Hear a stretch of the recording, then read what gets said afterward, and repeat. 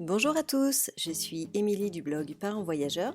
Avec Floriane, nous vous donnons rendez-vous 2 fois par mois pour parler voyage en famille en compagnie d'invités aux parcours inspirants.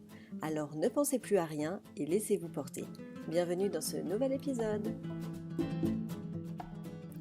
Bonjour les parents voyageurs, j'espère que vous allez bien. Alors au micro cette semaine, j'accueille Julie du compte Instagram Oser tout plaquer. Alors avec ce nom, ça nous donne tout de suite l'idée du sujet. Julie et sa famille ont décidé de tout quitter pour partir voyager. Alors en quoi consiste leur plan ? En réalité, ils n'en ont pas. Enfin si, ils savent qu'ils partiront de la Côte d'Ivoire en juillet et qu'ils voyageront en camping-car avec leur fils de 10 mois. Et pour la suite, c'est eux qui vont écrire l'histoire au fur et à mesure. Je vous laisse avec notre chouette conversation avec Julie. J'espère que cette interview vous plaira. Belle écoute! Bonjour Julie, merci beaucoup d'avoir accepté mon invitation sur le podcast. Je suis très très heureuse de t'accueillir aujourd'hui. Merci à toi, en tout cas, de nous souhaiter cette bienvenue sur le podcast. On est vraiment super ravis de partager un moment avec vous et de te raconter tout ce qui va arriver bientôt pour nous. Ouais, c'est un sacré chamboulement de vie qui vous attend. Déjà, avant de rentrer dans le vif du sujet, peut-être que tu peux commencer par te présenter et présenter ta famille. Bien sûr. Alors, donc nous, on est 3 Belges. Donc, il y a David, mon conjoint, moi et puis, il y a notre fils, Yaël, qui a 10 mois maintenant. Et en fait, on est expatriés en Côte d'Ivoire, depuis plusieurs années. Et l'arrivée de notre fils nous a un petit peu chamboulés, et a remis un peu les équilibres en place. Et donc on a décidé de tout quitter. On a osé tout plaquer, parce que c'est vraiment le terme, pour justement partir sur les routes d'Europe et voyager. Et tout ça sans trop planifier, sans trop de plans, sans savoir ce qu'on allait faire. Et vraiment en se laissant la chance, pour une fois, de se laisser porter et de voir ce qui allait vraiment nous arriver. Voilà, en Mais gros. je trouve ça génial, quoi. Enfin, c'est canon, en fait, le côté enfin, non préparé, se laisser porter, vivre l'instant présent, c'est génial, en fait. Généralement, les parents qu'on interroge qui partent, c'est vrai qu'ils ont, bon, pas une to-do, mais c'est vrai qu'ils se prévoient un itinéraire, des pays à visiter, des choses à faire. Bon, aussi parce que beaucoup partent sur une période et il y a une date de retour, ce qui n'est pas votre cas pour l'instant. C'est ça. Nous, on a décidé vraiment de changer de style de vie. Alors peut-être que ça va durer un moment, genre 6 mois, 1 an ou peut-être un peu plus ou pas. Enfin, ça fait partie vraiment du jeu qu'on s'est lancé, c'est de se dire: «Ben, on verra et on verra ce qui nous arrive aussi». Et on pense en fait quand on pense comme ça qu'il y a que des choses positives qui peuvent nous arriver parce qu'on est assez alignés avec ce qu'on veut faire et voilà, on se fait confiance et on fait confiance en l'avenir. Mmh. C'est chouette. Et alors avant de parler du voyage, déjà vous êtes, enfin vous avez une vie qui est pas, qui est hors du commun parce que je ne sais pas si vous êtes des expats, mais en tout cas vous vivez en Côte d'Ivoire, donc déjà à la base vous avez fait un premier choix de vie, c'était de quitter votre pays natal. Est-ce que tu peux nous parler de ce 1er choix, changement de vie on va dire? Oui, bien sûr. Donc en fait, à la base, c'est moi qui me suis expatriée on n'était pas encore ensemble avec David. C'était il y a 10 ans maintenant et je suis partie rejoindre mon père qui était expatrié ici et ma famille a toujours, vécu en Afrique, un petit peu partout, un peu bourlinguée et donc j'avais aussi envie de m'essayer à une autre vie et à sortir de l'Europe parce que je trouvais pas trop ma place là-bas. J'ai fait mon petit trou, en Côte d'Ivoire et puis finalement j'ai rencontré David qui m'a rejoint, parce qu'à la base c'est mon voisin donc on se connaissait depuis longtemps en fait. Il m'a rejoint et voilà, on a fait notre vie ici et c'est vrai que pour nous c'était difficilement pensable de rester en Europe, dans le train-train quotidien qu'on connaissait et donc on a vraiment décidé de partir, vivre, en Côte d'Ivoire. Mais on n'est pas expatriés en tant que tel, on travaille avec des contrats locaux, mais voilà, ça se passe très bien pour nous. On est très contents, c'est une expérience qui nous a vraiment appris énormément de choses, notamment l'adaptabilité, la flexibilité, savoir, réagir, et lâcher prise aussi face aux événements qui nous arrivent parce qu'ici, il y a beaucoup plus d'imprévus, on va dire et donc ça a été un bon exercice, je pense, pour la suite, en fait.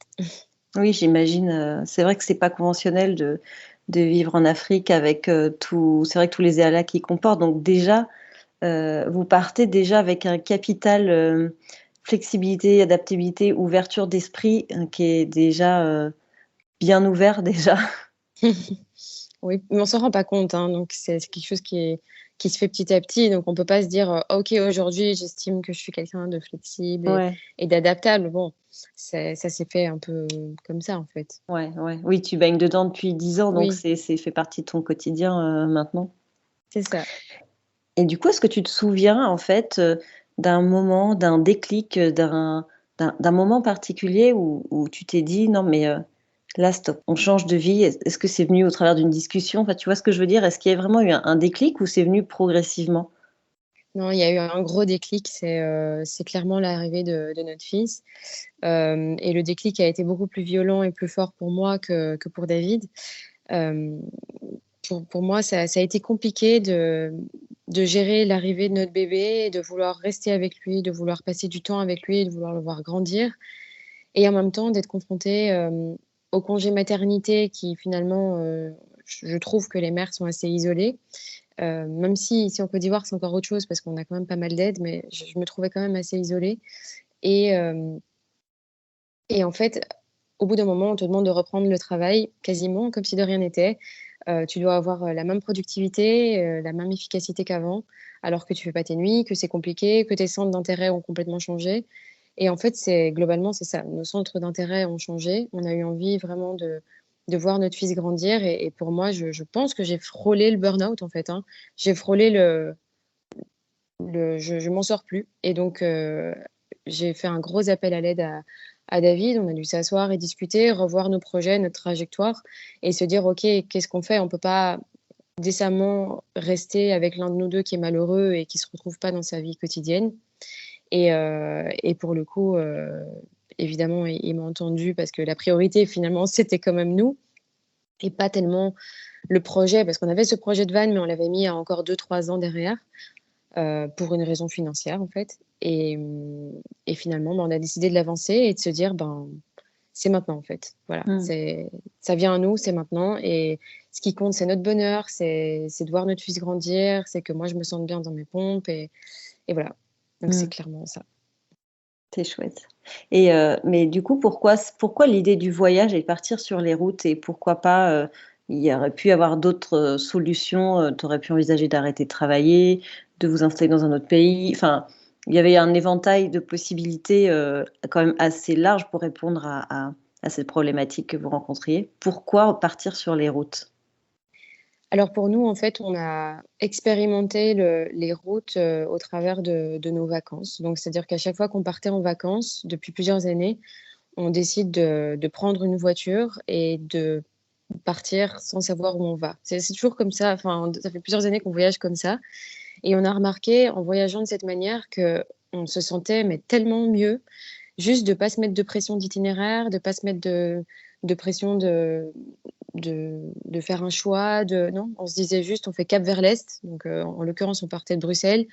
On fait cap vers l'est, on s'est retrouvés en Slovaquie et ça nous a vraiment plu et on était juste avec notre tante et la voiture et bon, on n'était que 2 à l'époque et donc on s'est vraiment sentis, dans le plus simple et cette manière de voyager qu'on estime plus minimaliste nous correspond finalement beaucoup mieux. On s'est rendu compte qu'on était, plus heureux avec beaucoup moins de choses, en fait, Mmh. qu'avec tout ce qu'on a ici en Côte d'Ivoire. On vit dans une très belle maison, 4 façades avec un super jardin, mais au finish, voilà, c'est plus trop en adéquation avec, les personnes qu'on a envie d'être et la manière dont on a envie de vivre. Mmh. Oui, vous avez complètement, changé d'état d'esprit par rapport au matériel, en fait et vous cherchez autre chose, quoi. Ouais, quelque chose de plus Mmh. simple, en fait, qui nous Mmh. correspond mieux. On est vachement plus heureux, enfin, je sais pas si ça va parler à d'autres personnes, mais, autour d'un feu avec, à manger dans une, pas une boîte, mais je veux dire un petit truc que tu aurais cuisiné un peu à la va-vite et à discuter, parler projet, que franchement se retrouver, à la maison devant Netflix après une journée de boulot où tu es épuisé, tu as plus envie de Mmh. partager, tu es au bout du rouleau, quoi. Mmh. Donc nous, voilà, c'est vraiment cette manière-là dont ça nous parle le plus. On se voyait pas faire autre chose, repartir dans un autre pays. Non, on avait vraiment envie aussi de sortir du système et de pouvoir se réaliser autrement, en fait. Mmh. Ouais, Voilà. c'est génial. C'est génial de pouvoir faire ça. Je trouve ça, c'est canon. Moi, je partage tout à fait aussi le bol de riz préparé, limite pas cuit, au bord d'un feu, enfin près d'un feu plutôt qu'une grande maison. Je te rejoins tout à fait sur le sujet. Plusieurs questions qui sont imbriquées. Vous avez fait le choix de partir en camping-car, il me semble. Camping-car, ouais, c'est ça. Un camping-car. Et donc, pourquoi faire le choix du camping-car, hein, finalement? Alors à la base, évidemment, comme pas mal de gens, je pense, hein, on n'est pas très camping-car. Donc, on s'était dit qu'on avait un peu le rêve d'aménager un van, un véhicule. Donc, on voulait quand même quelque chose d'assez grand parce qu'on voyage avec notre fils, mais aussi avec nos 2 chats et nos 2 chiens. Ah oui, Parce que c'est vrai. on laisse personne derrière. Et en fait, donc ça fait un petit monde et il nous faut quand même quelque chose d'assez grand. Et donc, on s'était dit, on va aménager un minibus et on va tout faire nous-mêmes. Sauf que, on est confronté à 2 problèmes. Le premier, c'est qu'en fait, on a envie de voyager maintenant. C'est-à-dire qu'on n'a pas envie d'attendre 6 mois pour partir. Et le deuxième problème, c'est qu'on a aussi, enfin, c'est pas vraiment des problèmes, mais on n'est pas très bricoleur, on s'y connaît pas. Alors on sait qu'on peut vraiment y arriver par nous-mêmes, chercher et faire des trouvailles et se dire: «OK, on va bricoler ça, on va prendre ça». Mais il faut du temps et aujourd'hui, c'est pas quelque chose qu'on avait vraiment envie de prendre. Et aussi, surtout, on avait envie de s'essayer une première fois sur la route avant de se lancer dans un projet d'investissement, enfin d'aménagement de van et investir beaucoup d'argent. Mmh. Enfin, si ça se peut, en fait, on va se dire: «Ah non, c'est tel aspect qui était plus important pour nous par rapport à tel aspect». Donc on avait envie un peu d'un truc clé en main pour déjà s'y faire, voir vraiment, comment ça marche pour nous et ce qui est important pour nous et ensuite, probablement aménager, un van. Oui, ça on va y venir, je pense. Ouais, quelque chose qui vous ressemble et qui soit adapté vraiment à ce que vous Ouais, voulez. C'est vrai que la problématique de partir maintenant, le van aménager le fourgon, ça demande quand même du temps et comme on n'a pas l'expérience, ça demande encore plus de temps parce qu'il faut se former, se renseigner. c'est ça. C'est un vrai boulot, hein. Vous l'avez trouvé en Espagne, il me semble, votre camping-car? Oui, mais comme on aime bien, ne pas faire les choses à moitié, on s'était dit: «Bon, OK, camping-car, mais faut un modèle qui nous plaît, quoi». Donc, nous, les camping-cars blancs, tout ça, ça nous plaît pas trop. Les trucs neufs, tout, on n'aime pas trop non plus. Donc, on a vraiment craqué sur la tête du Hummer, mais alors une certaine année, pas toutes les années, enfin bref, truc un peu complexe. Et pendant des semaines et des semaines, on a cherché, le modèle qui nous plaisait. On en a trouvé quelques-uns, mais en fait, on s'est rendu compte, puisqu'on vit en Côte d'Ivoire, qu'on avait très peu de flexibilité. C'est pas comme si on pouvait sauter sur l'annonce et dire: «OK, on vient le voir tout de suite», pour éventuellement le prendre tout de suite. Donc ça a été un peu compliqué. Finalement, on en a trouvé un qui passait en Espagne et nous, on était en Belgique, à ce moment-là et donc on s'est dit: «Bah, OK, on va caler avec le gars un rendez-vous et puis s'il nous plaît, on le prend». Et en fait, on a réussi à mettre quasiment une option, enfin, une bonne entente dessus en disant au propriétaire: «Bon, on est intéressé, on le visite, on vient de loin, donc laissez-nous la chance de pouvoir, être les premiers à pouvoir Mmh. faire une offre». C'est ce qu'il a fait et donc on est descendu à Séville pour aller le voir. Évidemment, bah, coup de cœur et bon, bah, on l'a pris, quoi. Et donc du coup, ça a dû vous faire un soulagement, d'avoir ce premier pas, d'avoir le camping-car de réservé. Ça vous a fait quoi du coup? C'est là, ça y est quoi, Ça on démarre. rentre dans le concret, ouais. Ben en fait, c'est flippant. Donc clairement, je pense que sur le compte, Oser tout plaquer sur lequel on partage un peu nos aventures, on a toujours l'air très serein et tout, mais justement, le but aussi, c'est de partager que c'est pas toujours très serein et en vrai, ça fait peur, mais en même temps, on est vraiment aligné avec ce qu'on fait et avec le choix de partir, donc on se dit: «Ben, on va faire confiance à l'avenir». On n'a pas, par exemple, visité, 150 000, camping-cars avant de se décider. On a pris vraiment le premier qu'on a visité parce qu'il nous plaisait et qu'on s'était dit: «Bon, bah, voilà, c'est que c'est celui-là, point». Mmh.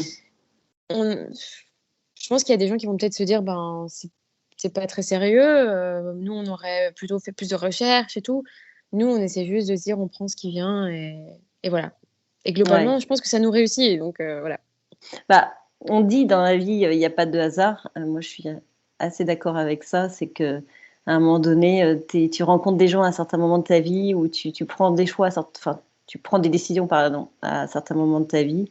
Et c'est pas par hasard. C'est que si tu es aligné avec toi, avec ce que tu vis, avec tes projets, ça vient à toi en fait. Il faut juste que tu ouvres tes yeux et que tu saches en fait regarder ce qui vient à toi, quoi. Parce qu'en fait, je pense que quand on est dans le métro boulot dodo, on se met des œillères, on se protège de beaucoup de choses et en fait, du coup, au final, on voit plus rien. En fait, on voit plus les opportunités, on voit plus, donc on peut pas les saisir en fait. Donc vous, je pense que vous êtes complètement ouvert à tout ça et vous faites confiance aussi à la vie et au final, ça laisse quand même ça fait des bons retours, quoi, des retours positifs.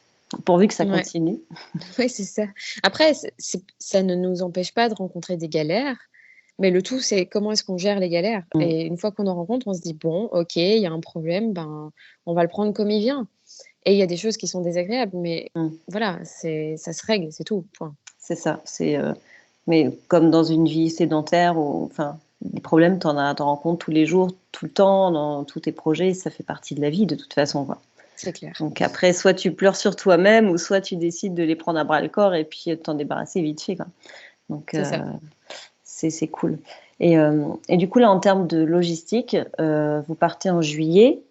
Euh, Déjà, comment vous faites avec vos boulots? Vous les quittez quand? Et comment, du coup, vous faites pour récupérer votre camping-car et votre maison? Enfin, comment ça va se goupiller, en fait, ce changement-là? Ouais, donc ça, c'est vraiment, de la logistique. Alors ça tombe bien parce que c'est mon métier, donc j'essaye de mettre ça à profit pour ma vie privée aussi. Donc on va quitter nos 2 jobs le 30 juin, tous les 2. On a posé nos démissions, on a été super transparents avec notre job respectif et hem et en fait, donc là, on est déjà en passation, on est déjà en train de former les personnes qui vont nous remplacer. Donc le départ va se faire de manière, très fluide à ce niveau-là et on saute dans un avion le 5 juillet. Donc toute la complexité actuellement, c'est de réussir à vendre toutes nos affaires, éventuellement à faire envoyer en Europe, par fret, maritime ce qu'on veut garder. Donc il faut faire tout ce tri-là, et faire en sorte que tout se fasse, jusqu'au 5 juillet parce que le 5 juillet, en gros, tous les animaux, le bébé, tout le monde, on est tous dans l'avion et on s'en va, quoi. Donc et là, à ce moment-là, on rentre, en Belgique et là, le camping-car nous attendra parce que là, il va être livré, dans ma famille, par l'ancien propriétaire, début mai et il nous attendra chaudement, tranquillement et heu et là, on va commencer à l'aménager un petit peu parce qu'on veut faire quelques travaux de rénovation et on estime pouvoir partir sur les routes vraiment, si tout se passe bien, en septembre. D'accord. Ouais, donc Ouais. le planning est quand même assez court. Deuxième grande question, et j'entends parle assez souvent sur les réseaux, c'est comment vous financez déjà ce premier départ? Parce que il y a deux étapes en fait dans ce changement. C'est le premier départ, il y a deux étapes dans ce changement de vie. Il y a la question budgétaire avant le départ et il y a la question budgétaire directement pendant le voyage. Comment vous comptez gérer cette partie-là, puisque vous en parlez pas mal sur les réseaux sociaux. Donc, ce serait bien que tu nous expliques ici. Bien sûr. Hem, alors, on a passé de nombreuses années, à travailler. Enfin, depuis qu'on travaille, on a chacun, mis de l'argent de côté et on a continué bien sûr, enfin, c'est quelque chose qui nous a suivis un peu toute notre vie. On a réussi à économiser quand même, assez d'argent pour nous permettre d'acheter un camping-car qui nous plaisait, enfin, je veux dire sans trop regarder à la dépense non plus. Ça nous permet aussi de pouvoir, nous projeter et se dire que voilà, on peut rester, 6 mois sans travailler, mais bon, en faisant très attention, hein. Attention, c'est Mm. pas, on n'est pas là en train de parler de dépenser beaucoup de sous, hein. C'est vraiment faire attention à la dépense, mais on peut vivre, on pourra vivre, entre guillemets «l'esprit tranquille», même s'il sera pas tranquille, hein. Voilà, on a une épargne suffisante qui nous permet de financer, ce projet. Le but du jeu, évidemment, n'étant pas de cramer notre épargne et de vivre dessus. Donc, même si aujourd'hui on n'a pas du tout de plan pour, le travail, parce que c'est le cas, on ne sait pas vraiment ce qu'on va faire sur la route, hem, on sait qu'on a cette sécurité-là, mais au bout du compte, il faut qu'on trouve un travail. Il va falloir qu'on travaille sur la route, qu'on se réinvente, qu'on arrive à gagner notre vie sur la route. Voilà. D'accord. Et pour l'instant, c'est pas des questions, vous vous êtes pas encore penché dessus ou vous y pensez quand même là déjà en amont pour anticiper Alors, on y pense bien sûr parce que c'est bien de savoir qu'on a la sécurité de pouvoir se dire qu'on peut vivre, 6 mois ou un peu plus tranquillement. Mais il faut quand même qu'on y réfléchisse et c'est déjà quelque chose, sur lequel on essaie de travailler. Hem, alors David est en train de postuler pour faire quelques missions éventuellement, à l'étranger de manière très temporaire, qui pourraient nous permettre déjà de subvenir à nos besoins. Parce qu'en fait, en van aussi, ce qu'il faut savoir, c'est que les frais sont vraiment inférieurs. mm. Aujourd'hui, on dépense, un montant, je sais pas, X par mois, mais c'est peut-être divisé en 3 par rapport à nos dépenses qu'on aura en van. Donc la problématique est tout de suite, enfin, il y a moins de Oui. pression, quoi. On se dit, là, on se met comme objectif, aller avec 1 500 € par mois, on peut vivre, je pense, sur la Mm. route. Ici, en Côte d'Ivoire, c'est juste impossible. Et même en Europe, je pense, avec Mm. 1 500 € à 2,5, c'est pas possible. Mm. Donc nous, c'est l'objectif qu'on se met, essayer de dégager 1 500 € par mois. Donc si David fait parfois de temps en temps des missions d'1 mois, ça peut nous permettre de vivre, plusieurs mois, là-dessus. Mhm. Voilà. Mais après, le but du jeu, c'est essayer de trouver quelque chose quand même sur la route. Alors, est-ce qu'on va travailler comme saisonnier, s'arrêter de temps en temps, renflouer les caisses et repartir? C'est possible. Est-ce qu'on va lancer quelque chose de chacun de notre côté? C'est possible aussi. On est en train de réfléchir. Mais en fait, on y pense sans trop y penser parce qu'en fait, pour la première fois de ma vie, moi, j'ai vraiment envie de me laisser le luxe de de pas savoir en fait et pour la première fois de me laisser un temps mort et me dire: «OK, là, je planifie rien, je ne cherche pas à savoir vraiment ce que je vais faire».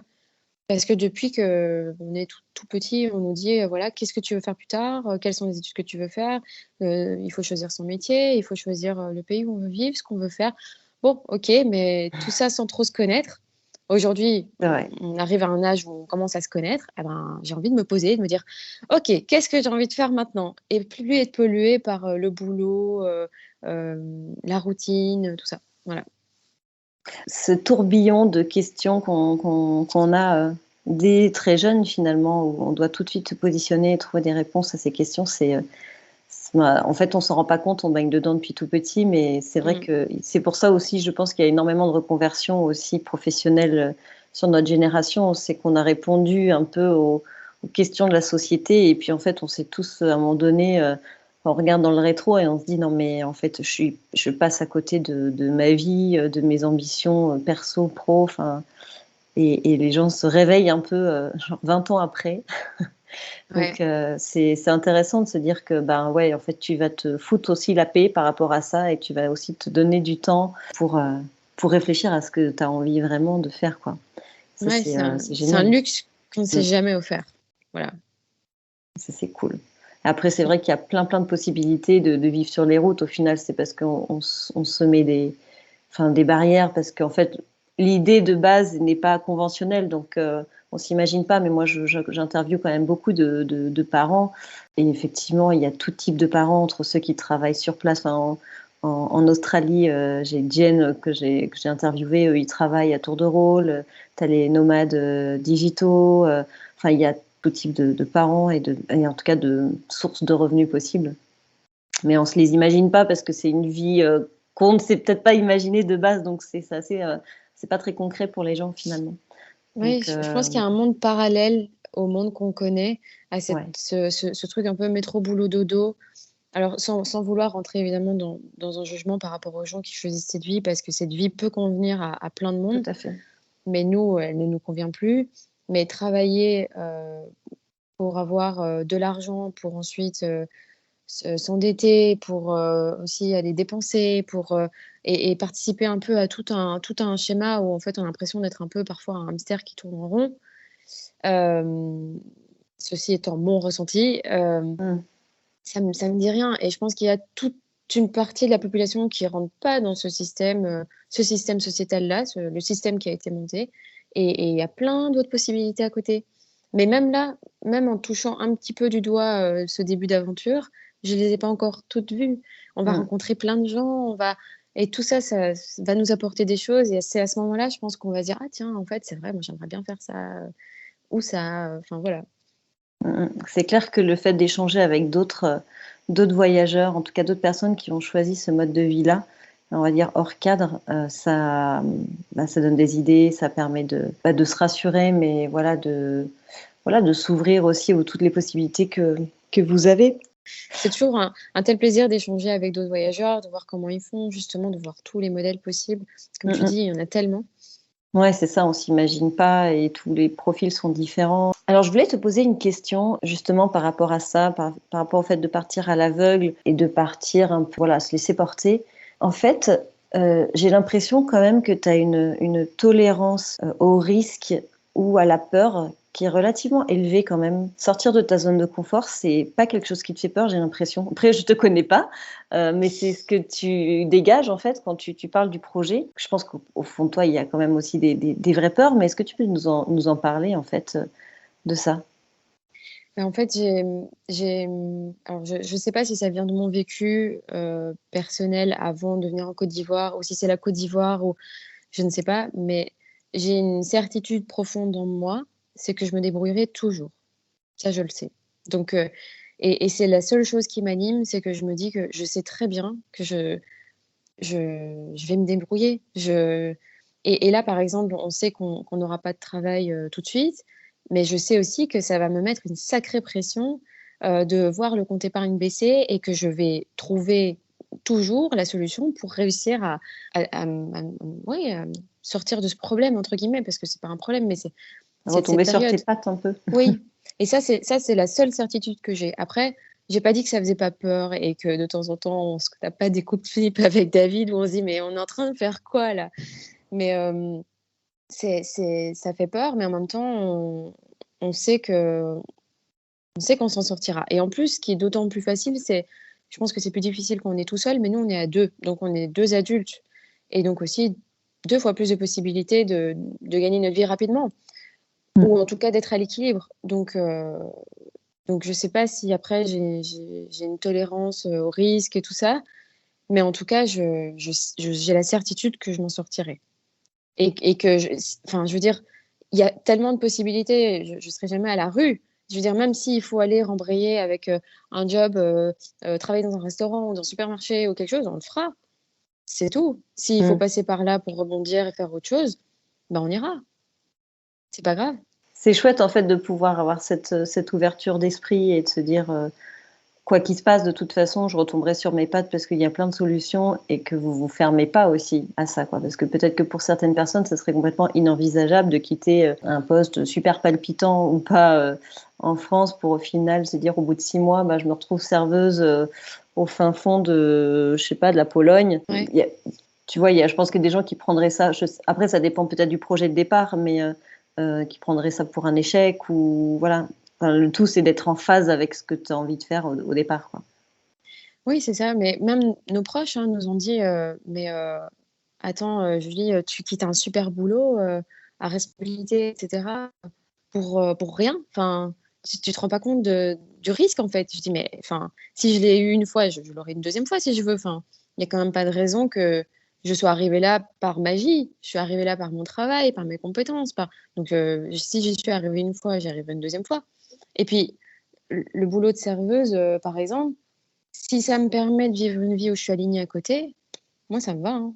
Enfin, en vrai et si c'est un temps temporaire et qu'après il faut y revenir à autre chose et enfin, tout est adaptation finalement, hein, donc on s'adapte et on s'adaptera. Mmh. Donc Ouais. ça me pose pas de problème par rapport à ça. Ouais, c'est assez inenvisageable pour beaucoup de quitter un un bon poste pour, rien. C'est assez compliqué, je pense, pour certains d'envisager ça. Après, c'est une question de choix et de projet de chacun, quoi, mais je trouve ça assez beau quand même. Je voulais te demander si vous aviez quand même un plan B en tête? Non. Un plan B, non, on n'a pas de plan B, en fait. Ça dépend de à quel sujet peut-être? Je sais pas. Pas, voilà, l'épargne baisse au bout de 3 mois ou je sais pas, la vie en camping-car, ça vous plaît pas, heu, voilà, pour raison ou une autre, il y a un truc qui cloche, tu vois? Ça peut être Ah, financier, mais matériel. Enfin, il y a un truc qui va pas. Est-ce que vous avez, en se disant, bah, parce que quand on prépare, on se dit toujours, bon, bah, au pire, si ça va pas, on revient en Belgique, ou si ça va pas, on revient en Côte d'Ivoire, ou si ça va pas. Est-ce que vous vous êtes posé la question de, et si ça va pas, qu'est-ce qu'on fait? Où on rentre? bah, en fait, le plan B, c'est on verra. C'est-à-dire que si ça va pas, ben, on verra. Mais enfin, c'est bizarre, mais j'ai pas d'espace en fait pour penser à ça dans ma tête. Je pense à tout de suite, à voilà, là, il faut qu'on gère le départ, il faut qu'on fasse ci, etc. Évidemment qu'on s'est dit, mais est-ce que ça va nous plaire? Et si cette vie-là nous plaît pas, bon, bah, si elle nous plaît pas, on verra, on raccrochera avec autre chose. Mais je peux pas maintenant penser à l'éventualité, si ça nous plaît pas, qu'est-ce qu'on va faire du coup dans ce cas-là? Ça me prendrait trop Mm. d'énergie, quoi. Donc non, on n'a pas de plan B. On sait que voilà, la seule chose qui est importante, c'est de savoir qu'on aura de quoi manger à la fin du mois. Et ça, c'est le cas parce qu'on a fait nos calculs dans ce sens-là. On se laisse, allez, je pense, on l'a même pas défini ensemble, mais je pense qu'on se laisse au moins une année où on sait que voilà, ça peut être tendu. Mais après, on verra. Si cette vie ne nous plaît pas, ce qui est possible aussi, hein, je veux dire, la vie nomade, c'est pas que Instagram et ce qui s'y passe. Et il y a plein d'à côté, je pense, qui sont pas tout le temps glamour, qui se passent pas tout le temps bien non plus. C'est aussi vivre dans des endroits qui sont très petits, enfin voilà, devoir aussi s'adapter à des nouveaux lieux tout le temps. Je pense qu'il y a, comme dans toutes les vies, des côtés négatifs. Est-ce que le positif restera supérieur par rapport au négatif qui va être de manière présente, c'est indéniable? Ben on verra. Mais si ça nous plaît pas, on trouvera autre chose. Ouais, j'aime bien le on verra au moment venu, en fait. C'est vrai que c'est très juste, mais c'est vrai que je pense que c'est aussi dans notre manière de penser d'envisager le pire, tu vois. Pire. Enfin, je sais pas si c'est, je sais pas d'où ça nous vient de ça, mais quand tu penses toujours au pire, et avant même d'avoir commencé un projet, quelque part, c'est un peu pessimiste de se lancer dans un projet en pensant au pire, mais bon. En tout cas, j'aime bien l'idée de pas consacrer d'énergie dans ça et plutôt consacrer l'énergie sur comment vous allez vivre ce changement. Oui, on n'en a pas parlé d'ailleurs de l'itinéraire enfin, on n'en a pas parlé parce qu'il n'y a pas d'itinéraire, mais l'objectif de base, c'est quand même de partir vers l'Europe. Vous allez rouler en Europe. Ouais. Euh, ben, en fait, c'est un peu comme tout, hein. On a dit qu'on planifiait pas à l'avance. Et l'itinéraire est évidemment, du coup, pas planifié non plus, parce qu'on se laisse, comme d'habitude, au moment où ça viendra, quelles seront nos envies. Après, l'itinéraire en particulier dépend aussi beaucoup de la période à laquelle on va partir. Pour nous, ce qui est important, c'est de pouvoir vivre dehors, parce que c'est vraiment ça qui nous anime, c'est de pouvoir vivre dehors. Donc, il faut avoir un climat qui nous permette d'être pas trop chaud en été et pas trop froid en hiver. Donc, et ça me plaît aussi de pouvoir suivre les saisons et d'être un peu tout le temps dans un climat chouette, quoi. Mm. Et donc, si on part en septembre, ce qui est pour l'instant le plan, mais voilà, le plan peut évoluer de mille façons encore, ben, on descendrait vers le sud parce que à l'approche de l'hiver, on irait vers le sud. Peut-être passer quelques mois au Maroc, ça s'est décidé la semaine dernière, enfin, sans vraiment le planifier. En fait, on s'est dit avec David, tiens, Maroc, ouais, allez. Et donc, pourquoi pas le Maroc? Ce qui est très original pour un tour d'Europe, on trouve que c'est pas mal. Et après, remonter, mais où, quand, comment, ça, on ne sait pas encore. Alors, le projet, évidemment, c'est l'Europe, parce que ben, on a un bébé, donc on veut aussi se rapprocher de la famille, que ce soit plus facile pour la famille aussi de nous rejoindre éventuellement sur la route pour nous voir. Mais peut-être après, on pourra prendre le camion, si cette vie nous plaît et que tout va bien, prendre le camion, aller en Asie, ou prendre le camion, aller aux US. Bon, ça, on verra, mais c'est très très loin encore. Mais pour l'instant, Oui, projet Europe en tout cas. d'accord. Ouais, tu parlais de facilité par rapport au bébé. C'est vrai que, est-ce que tu as des craintes par rapport à ça ou des interrogations justement par rapport peut-être au suivi médical? Tu as des craintes à ce niveau-là Non, parce que en fait, on vit en Côte d'Ivoire et à la limite, j'ai plus de crainte quand on est ici et qu'il y a un problème plutôt que quand on est en Europe. Je sais qu'en Europe, on trouvera toujours un bon médecin, un bon hôpital, pas trop loin, que s'il faut, on peut prendre la voiture, aller un peu plus loin. Enfin, j'ai moins d'appréhension en Europe qu'ici en Côte d'Ivoire. Euh, D'ailleurs, ça a fait partie des sujets qui nous ont poussés aussi à partir parce que notre fils a dû se faire opérer quand il avait 3 mois. Et on a eu une chance incroyable d'être en France en vacances à ce moment-là. Et on s'est dit, mais si ça nous était arrivé en Côte d'Ivoire, franchement, on aurait vraiment flippé beaucoup plus, quoi. Parce qu'il y a de bons médecins, il y a de bonnes structures, et ils gèrent bien le. Par exemple, j'ai accouché en Côte d'Ivoire et ça s'est très bien passé, mais il faut pas qu'il y ait d'urgence. C'est-à-dire, enfin, ils gèrent moins bien tout le truc urgence. Donc, ils sont très, très bons pour faire des césariennes programmées, ça, il n'y a pas de problème. Et programmer les choses à l'avance parce que c'est la bonne équipe, ils savent ce qu'ils font, ils ont tout programmé. Mais dès que tu rentres sur un terrain vraiment, ça ne va pas, vite, urgence, et il faut opérer d'urgence, ça, c'est le flip intégral, quoi. Donc, non, en Europe, au contraire, on se dit, ah, c'est cool, on sera vraiment bien, quoi. On n'aura plus ce problème-là. Ouais, tu te sens totalement en sécurité par rapport à ça, quoi. Donc ça, Ouais. c'est plutôt chouette. Et bon, j'imagine que ton fils est trop petit pour se rendre compte, mais comment vous lui expliquez du coup ce changement de vie? Parce que lui, ça va quand même être un changement aussi radical pour lui. Et même s'il est petit, il va bien voir qu'à un moment donné, sa maison, elle a changé. Comment Ouais. tu gères cette approche du changement avec lui? Bon, on a vu le van, on était avec lui évidemment. On lui a dit: «Regarde, c'est notre nouvelle maison». Je sais pas si vraiment il a compris, vraiment toute l'implication. On lui dit: «Voilà, bientôt c'est fini, bientôt, on va partir sur les routes», Bon, il a 10 mois, donc je sais pas Ouais, s'il c'est réalise petit. vraiment ce qui se passe. Bon, en tout cas, il va le réaliser. Il va voir effectivement qu'il y a un changement, ne serait-ce que le climat, voilà, qui est très différent, mais je pense que pour lui, ce sera chouette. Il aura ses parents H24 avec lui. Donc, je Mm. sais pas s'il y a autre chose que les enfants de cet âge-là veulent, apparaître avec papa, maman, Ouais. et la famille, quoi, hein, mais Ouais, enfin, c'est l'idéal pour eux, quoi, d'évoluer dans un ouais, monde comme ça, quoi. Dans un ouais. quotidien avec ses deux parents, c'est quand même pas donné à tout le monde. Non, c'est un peu ça qui nous anime aussi, hein, Ouais, clairement. c'est Mmh. chouette. Je pense que ce serait intéressant qu'on refasse un point quand vous partirez peut-être dans un an pour voir un peu le chemin parcouru. Comme ça permettrait de vous suivre. Ce serait hyper intéressant. Qu'est-ce que tu voudrais dire pour clôturer l'épisode aux parents qui sont pas heureux dans leur quotidien comme vous l'avez ressenti, qu'ils ont envie de changement et qui sont inspirés par un projet comme le vôtre? Qu'est-ce que tu pourrais leur dire? C'est une question que je me pose, souvent, et ça m'apporte, souvent de bonnes réponses, aussi. Enfin, en tout cas, les réponses qui viennent du bon endroit, c'est-à-dire de mon cœur et pas de ma tête. Je me dis, «Qu'est-ce que je penserais de tout ça?»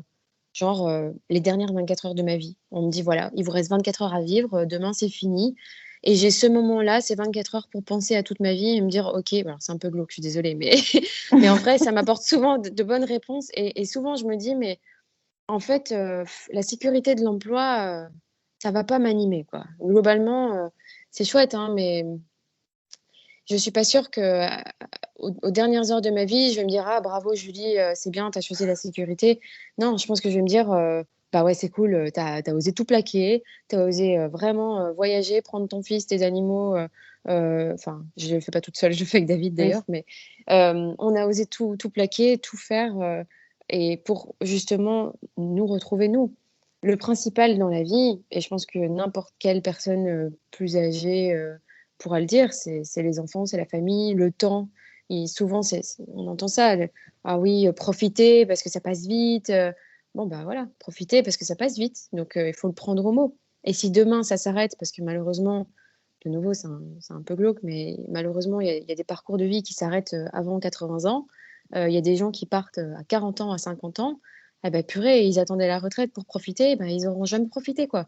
Mm. Ça me rend malade. Je me dis: «Non, je peux pas, quoi». C'est maintenant que ça se passe, la vie. C'est là, on a un bébé, on veut le voir grandir, donc c'est le seul conseil que j'aurais à donner, c'est, d'aller interroger la vieille dame ou le vieux monsieur que vous serez plus tard, et de se dire: «Bon, qu'est-ce que cette personne que vous serez dans, je sais pas, 20, 30, 50 ans penserait de tout ça?» Et moi, ça, c'est souvent, ça m'apporte les bonnes réponses, quoi, je pense. C'est très juste, ça me donne des frissons, ouais, ce que tu dis.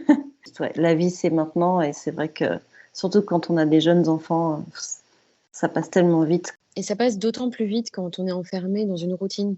Mm. On a découvert ça avec le voyage, mais globalement, c'est quand on voyage et qu'on n'a pas de destination, qu'on ne sait pas demain où on va, ben franchement, on profite super fort de la journée. Et je ne sais pas si c'est un constat que beaucoup de personnes font, mais en général, vous partez en vacances, vous louez une maison, les 2-3 premiers jours passent lentement, et après, la suite, ça file. Dès qu'il y a une routine qui s'installe, ça file, le temps file à une vitesse pas possible, quoi. Donc, c'est pour ça que renouveler tout le temps son environnement et tout le temps ouais, redéfinir la journée, je trouve que le temps passe moins vite et donc on en profite plus. Mm. Oui, et puis c'est pas programmé, vous vous laissez surprendre en fait par les choses, et c'est pas une to-do list de on fait ça, ça, ça, ça. Et donc on profite d'autant plus, on savoure d'autant plus les choses qui arrivent, quoi. Donc c'est très chouette. Bah, écoute, c'est un très très chouette mot de la fin, Julie. Je te remercie infiniment d'avoir partagé cette expérience que vous allez vivre, ce prochain changement de vie. On vous souhaite beaucoup de réussite, et surtout on va suivre ça sur les réseaux sociaux. Je mettrai tous les liens dans l'article pour que les personnes puissent te suivre, enfin vous suivre, hein, évidemment. Et écoute, tu reviens quand tu veux pour nous parler de la suite. Mais ce sera vraiment un énorme plaisir de revenir dans un an, comme tu le disais, et d'en rediscuter. Et merci à toi, parce que je pense que c'est justement avec des podcasts comme le tien qu'on arrive à partager tout ça, et justement à entendre plus de discours, et finalement à ce que chacun vive sa propre vie, et que ça participe à beaucoup de positivité finalement. À ce que ça rayonne sur les autres, et ça, c'est chouette. C'est ça. Merci beaucoup, c'est top. Merci Julie. À bientôt. À bientôt, bye. Bye. J'espère que cet épisode vous a plu. Si c'est le cas, n'hésitez pas à lui laisser quelques étoiles sur votre plateforme d'écoute, Et si vous souhaitez suivre les aventures de Julie, rendez-vous sur Instagram, sur leur compte Osez tout plaquer. Voilà, je vous souhaite une très très belle semaine, et je vous dis à mercredi dans 15 jours. Bye.